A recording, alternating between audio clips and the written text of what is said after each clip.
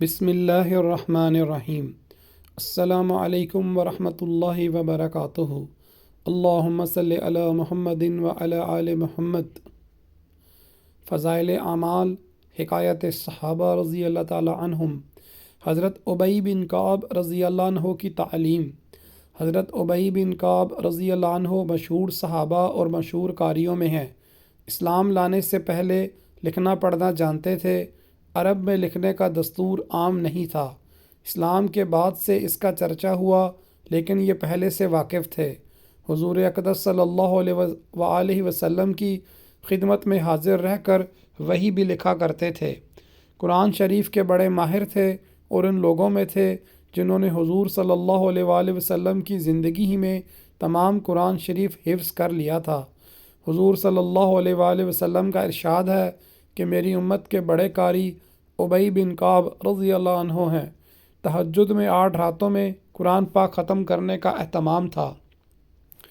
ایک مرتبہ حضور اقدس صلی اللہ علیہ وسلم نے ارشاد فرمایا کہ اللہ جل شانہ نے مجھے ارشاد فرمایا کہ تمہیں قرآن شریف سناؤں۔ عرض کیا یا رسول اللہ صلی اللہ علیہ وسلم، اللہ تعالیٰ نے میرا نام لے کر کہا۔ حضور صلی اللہ علیہ وآلہ وسلم نے فرمایا ہاں تیرا نام لے کر کہا۔ یہ سن کر فرحت خوشی سے رونے لگے۔ ذکر میرا مجھ سے بہتر ہے کہ اس محفل میں ہے۔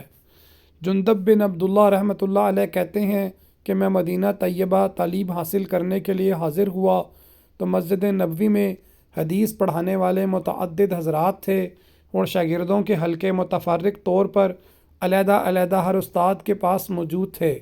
میں ان حلقوں پر گزرتا ہوا ایک حلقے پر پہنچا جس میں ایک صاحب مسافرانہ حیت کے ساتھ صرف 2 کپڑے بدن پر ڈالے ہوئے بیٹھے حدیث پڑھا رہے تھے۔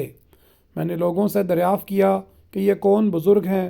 بتایا کہ مسلمانوں کے سردار ابی بن کعب ہیں۔ میں ان کے حلقہ درس میں بیٹھ گیا۔ جب حدیث سے فارغ ہوئے تو گھر جانے لگے۔ میں بھی پیچھے ہو لیا۔ وہاں جا کر دیکھا ایک پرانا سا گھر، خستہ حالت، نہایت معمولی سامان، زاہدانہ زندگی۔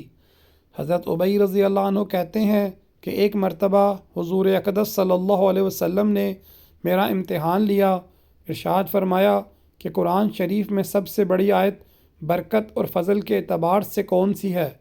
میں نے عرض کیا کہ اللہ اور اس کے رسول صلی اللہ علیہ وسلم ہی بہتر جانتے ہیں۔ حضور صلی اللہ علیہ وسلم نے دوبارہ سوال فرمایا۔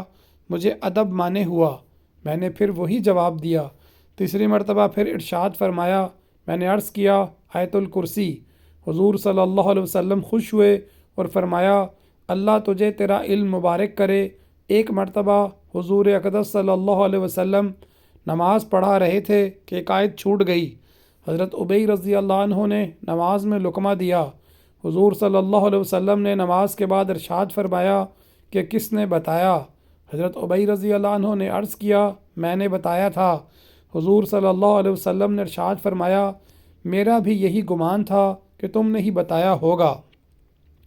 یہ حضرت ابی رضی اللہ عنہ باوجود اس علمی شغف اور قرآن پاک کی مخصوص خدمات کے حضور صلی اللہ علیہ وسلم کے ساتھ ہر غزوہ میں شریک ہوئے ہیں۔ حضور صلی اللہ علیہ وسلم کا کوئی جہاد ایسا نہیں جس میں ان کی شرکت نہ ہوئی ہو۔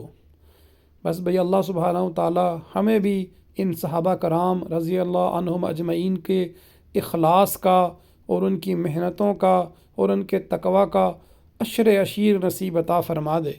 جزاک اللہ خیرہ۔ السلام علیکم ورحمۃ اللہ وبرکاتہ۔